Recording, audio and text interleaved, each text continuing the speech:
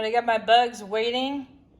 They need a background. So I got my tray set up and a bunch of colors.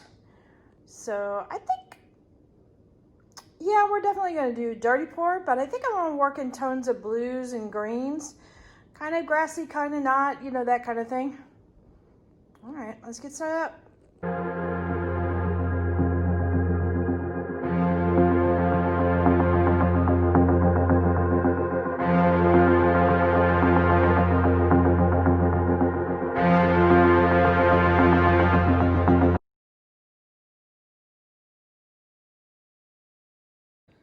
Okay, oops, not even on the tray. Bad, Clara, I should have that set up right. Okay, so howdy howdy, this is Clara Lawrence. Okay, so we're gonna work on the next part of the bugs, and we need to give them a home base. So I think what I'm gonna do here is I'm gonna do a skin coat here. And it's just so that the colors have something to glide on. And then I'm going to do a dirty pour. So let's get out as much as we can out of this.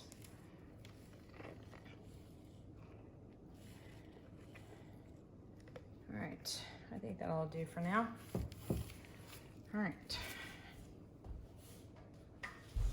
I got some really pretty colors that I picked out. There's some blues, some a color shifting green, forest green kind of color, but it's got like deep teals in there. It's a really pretty color. Sea foam, got some interference gold. Let's see, what else do I have? I've got a little bit of white. We'll definitely throw in a little bit of that. So what I'm going to do is I push this around close to the edge, but I'm not worried about touching the edge, because when I put the colors in here, the way I will manipulate it is by tilting it until it reaches the edges and touches. So this just helps the colors glide on the tray for now. Let's see.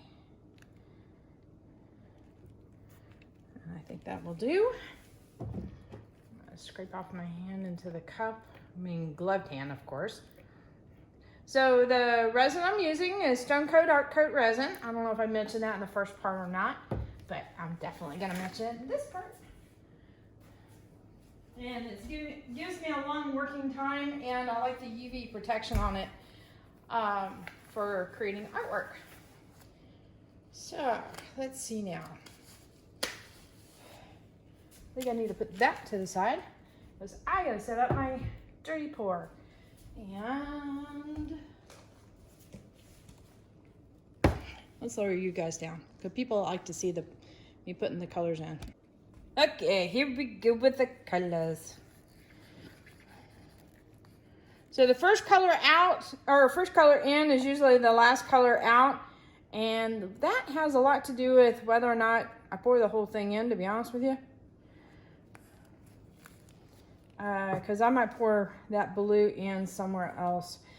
But I'm looking for blends, so I'm going to go with colors that are similar to each other right now. So I've got the dark green going in, and then I've got, this is the seafoam color, which has got some nice sparkles in it. I'm probably going to use all of that, because I don't have much of my cup left.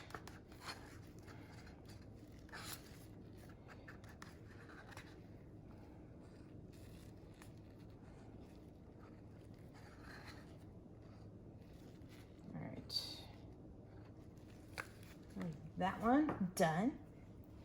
Let's see. And then I've got a mint color.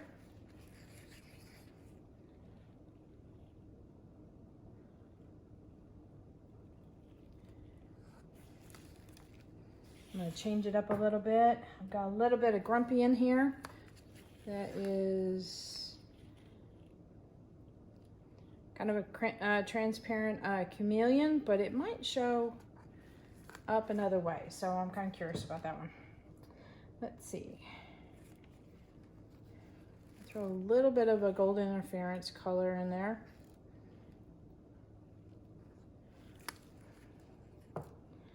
And then some white. So the last color is the first one to come out, sorry.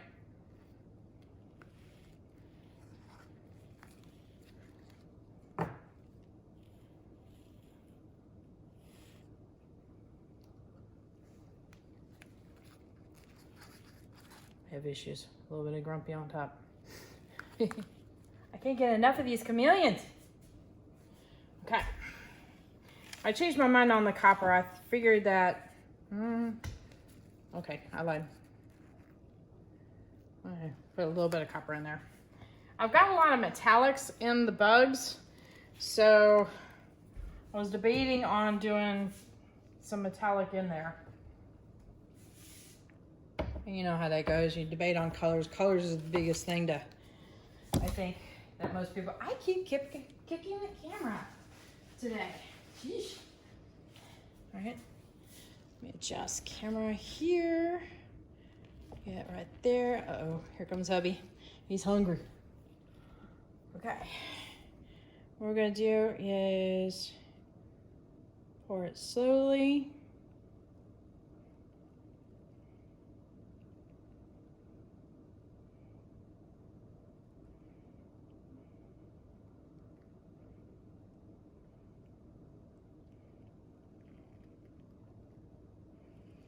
Twirl it coming up.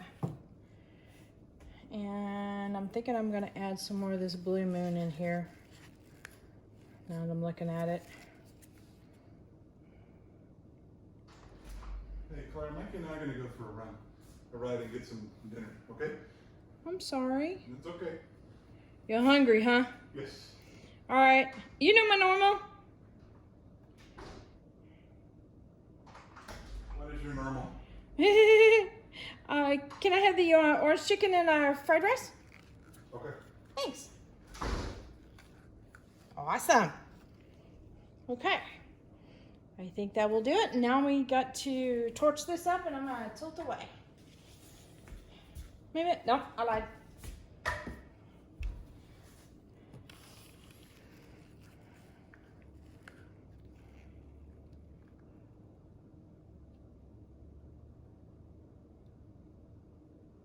This is that forest green, which is a color shift. Okay, now I'm gonna do a little heat.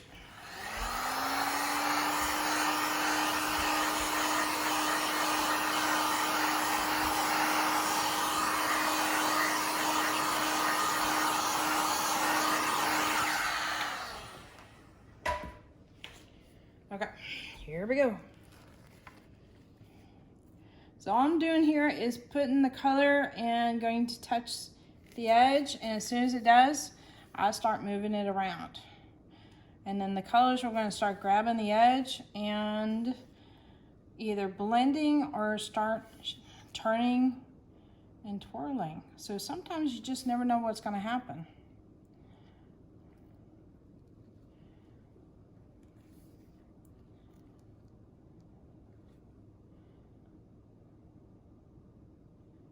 So I want this to be kind of a fantasy background. But the only thing I'm controlling is the colors that I'm using right now.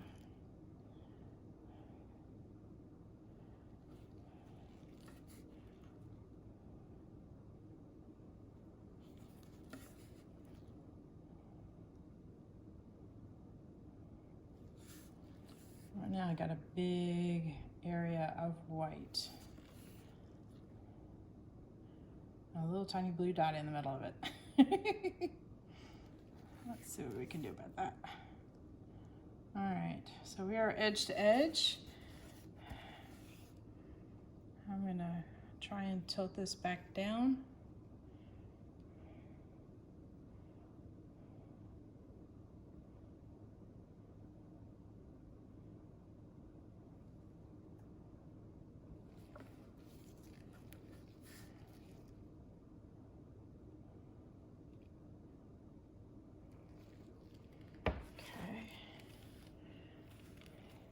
Let's see.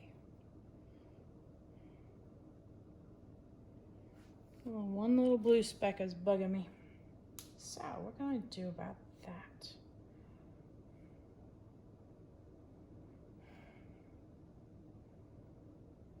Got a faint copper going throughout, which is really super cool.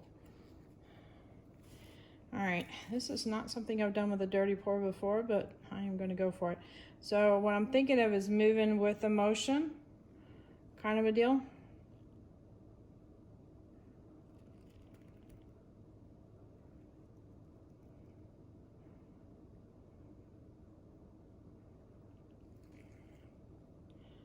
And then hold my breath. All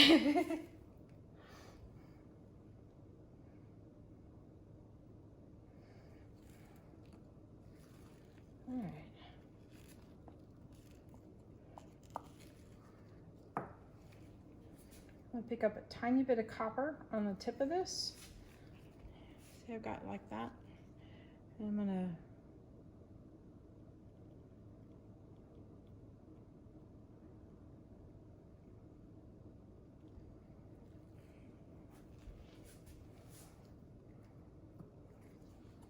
do a second wave. I think that works. All right, let me torch this.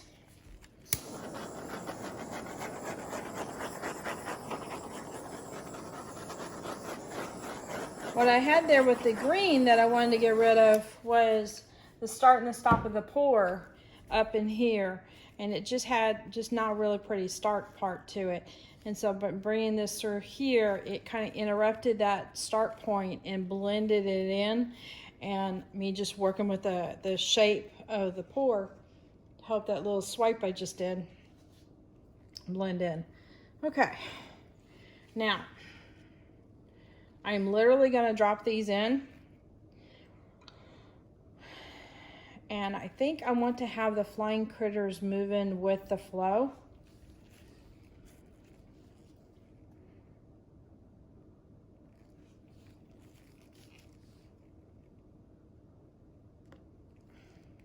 And of course I touched that, but that's okay.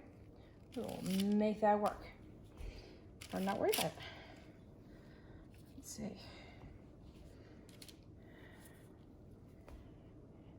This guy here, because he's so delicate,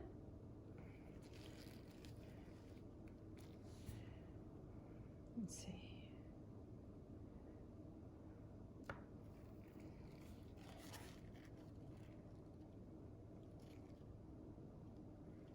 All right.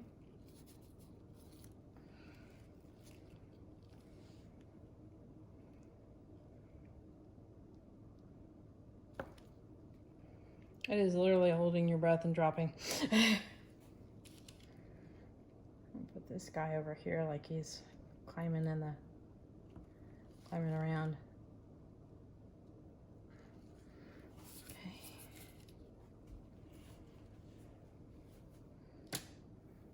Oh, that's interesting. So after I dropped it, it's got a little bit of a halo of the undercolor there that's coming out.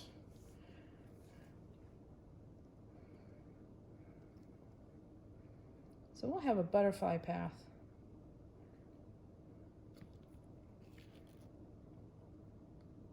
I didn't feel like it went in all the way, so I wanted to give it a little push. This is also getting a little bit of a pattern to it underneath. That's interesting. Okay, we got 2 more bugs left. All right, I got the bee here. It's got a lot of gold in it.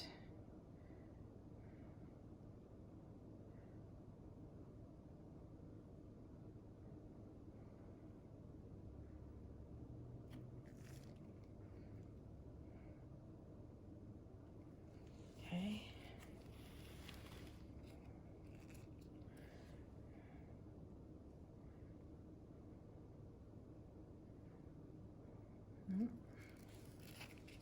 I'm thinking, I like, there's kind of a movement going on here, and I know the bee has disrupted that.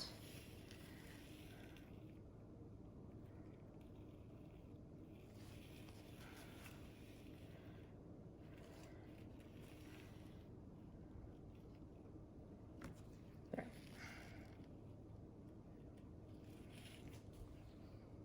It's almost evenly spaced, so hopefully that's not too much of a problem.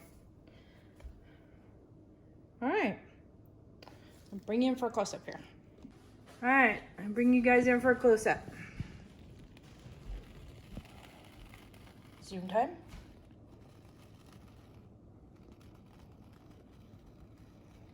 And all the bugs have a halo, which is really unusual. I didn't expect that. But it's kind of echoing the design, so that's cool.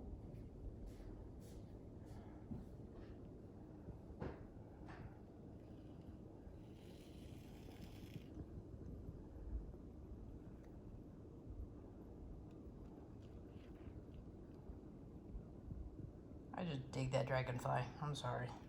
It is cool. And that reminds me of like scarab beetles that you would see with Egyptian art. All right. Until tomorrow.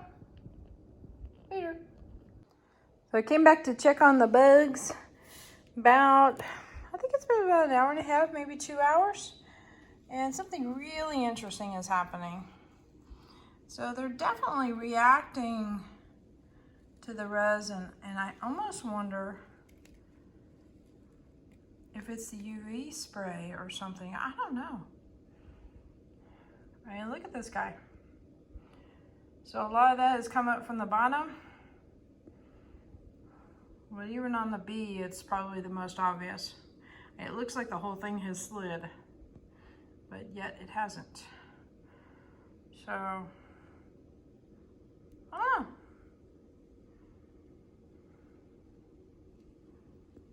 We'll have to see how this works out. I have a plan for the next coat to play with some movement and such. Maybe this color layer will help out with that. Oh, let's see. You see how some cells have developed and popped up? Got some interesting kind of motion lines going on there, which is kind of fun, especially with this this particular butterfly. I really like that. A lot of surprises with this project. All right, till tomorrow. All right, I've been real curious about how our bug tray has turned out. This is the next morning on this guy. A lot of interesting reactions to dropping the molds into the tray.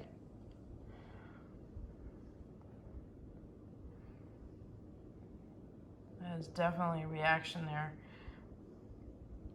But I'm okay with it. I'm gonna go with the flow and see what happens.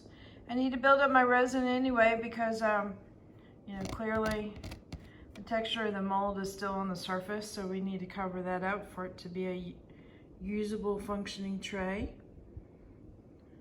But for the most part, the flow still works with flight, or the impression of flight. And I mean, he could be, you know, waddling in a puddle of water or something like that. Who knows? So we can still work with this. All right, on to the next step.